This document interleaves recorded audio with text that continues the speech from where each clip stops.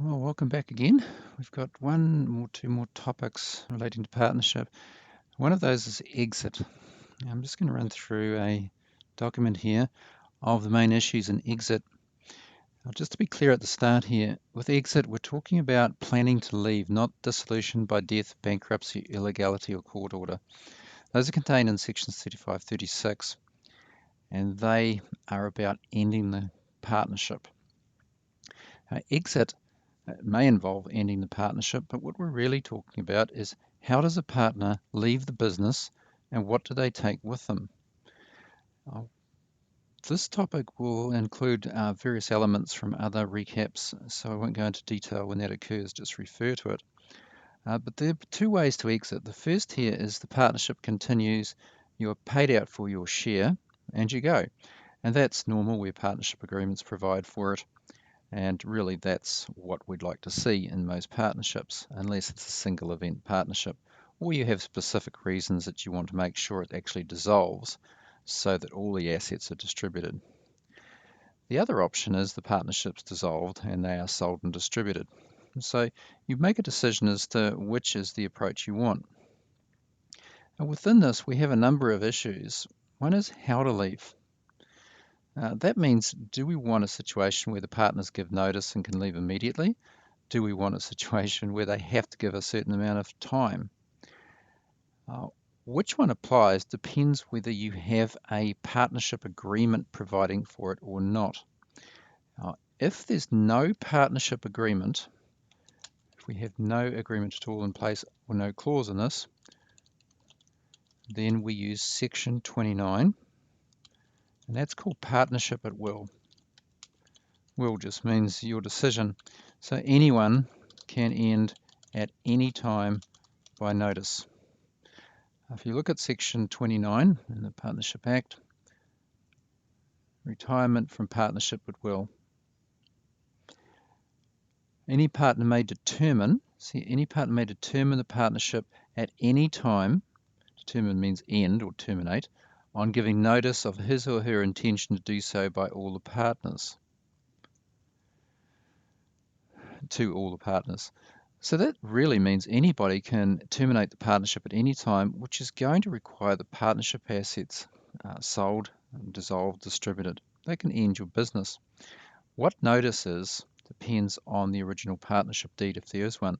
If it's constituted, written in a deed, a notice in writing signed by the partner is sufficient.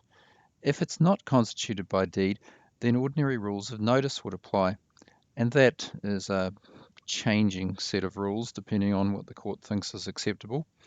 Recent cases have had Facebook being acceptable serving of documents in court proceedings.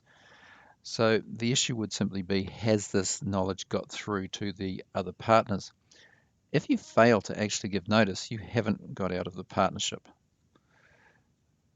Now going back here, the other option is we have a provisions in the agreement, how to exit.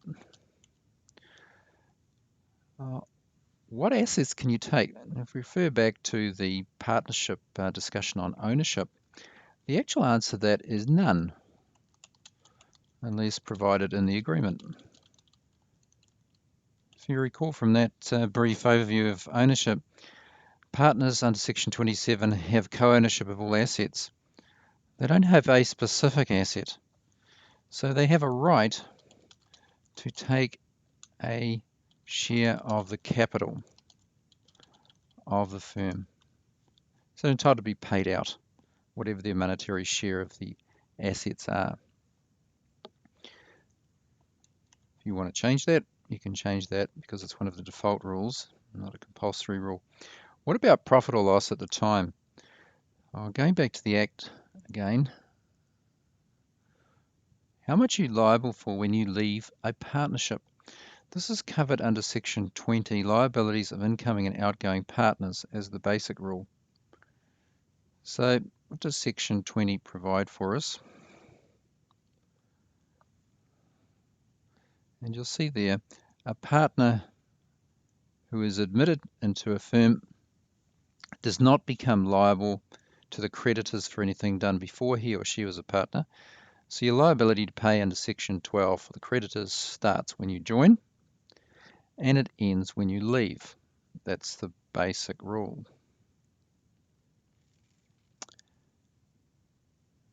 Okay, so our answer to this question is, what do you take with you? You take a share of the profit at the time of retiring or leaving the partnership. And so that will be calculated from your start to your end date. Are you liable after leaving? Very important issue. So again, if we go back to Section 20, the basic rule is you do not cease to be liable, right? A partner who retires from a firm does not cease to be liable for partnership debts, right, incurred before his or her retirement. That simply means you are liable for the debts up until the date of retirement.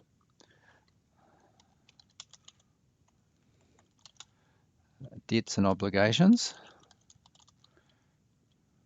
up to the date of leaving. But note Section 39 and note Section 17. So start with the rule that if you retire, you give a notice, you're out of it. You're not liable for debts incurred after you leave the partnership. But Section 39 comes along and changes that if you don't give proper notice. And Section 17 will make you liable by estoppel if you let people think you're a partner. Will the partnership continue? Yes.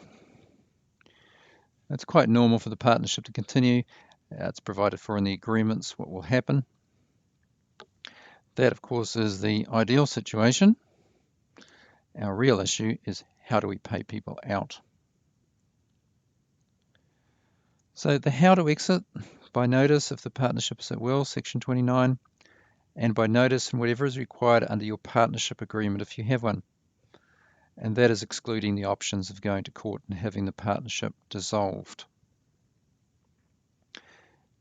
Now, the steps to take are very, very important to avoid ongoing liability. So that's why we take these further steps.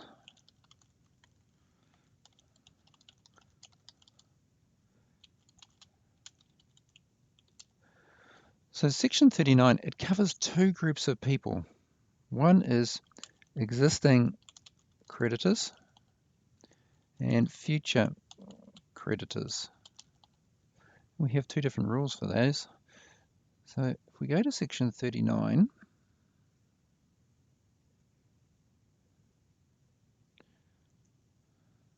rights of persons dealing against the parent members of the firm. I'll make that a little bit smaller. So where a person deals with a firm after a change in its constitution, which simply means the makeup of the partnership or who are partners. So a person dealing with a firm after a change in who the partners are is entitled to treat all apparent members. So apparent means as it appears.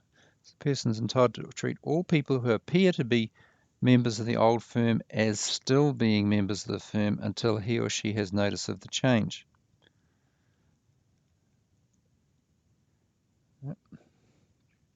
So in terms of your existing creditors, the common practice is to give notice.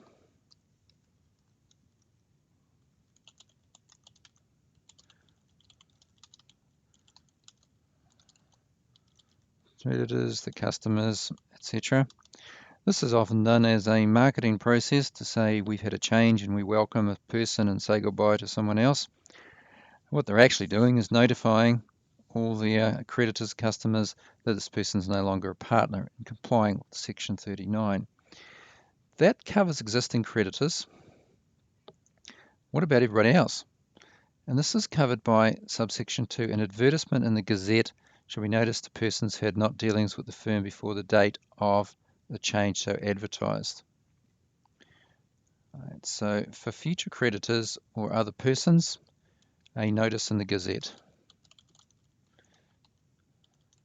Now, if you were to Google the Gazette, you'll find it's a financial publication, and it's used for a lot of official publications of debts, insolvencies, and notices.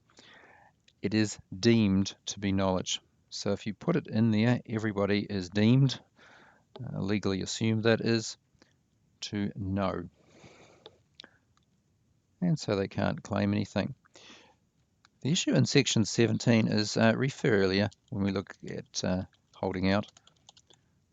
So allowing your name to continue on letterhead is going to potentially make you liable by holding out. So what should we do about all this? Well, we need to plan for the exit. This is part of the assignment. So think about the questions in terms of those sections and write out the clauses which would change the basic rules to something you want with the reason why you want it. So when do I want to leave? Do I want to leave within a year, within 6 years? Does it not matter when? What if others want to leave? So you need to think, well, what if my other partners leave the partnership? Will that end the business? Do I need them? How do I pay for them? Do we want the partnership to dissolve? Maybe we want to do this partnership for 5 years and have the option that it dissolves and we break it up and we all take our share of the capital. How much notice do we need? And what mechanism do we need? So we could say every partner shall give 6 months notice in writing, after which they will be paid their share of the partnership assets after payment of debts at that time. How do we pay them? Do we pay them money? Do we pay them part of the profit over time? All of these things are options. There's no right legal answer. The law just gives you the flexibility to decide how to do it. A tricky question is, what assets do I want to take with me? As we've discussed in ownership, you don't own specific assets. You own a share of the capital of the firm. So if you want to take specific assets, you have to address that very specifically in your partnership agreement. Okay, so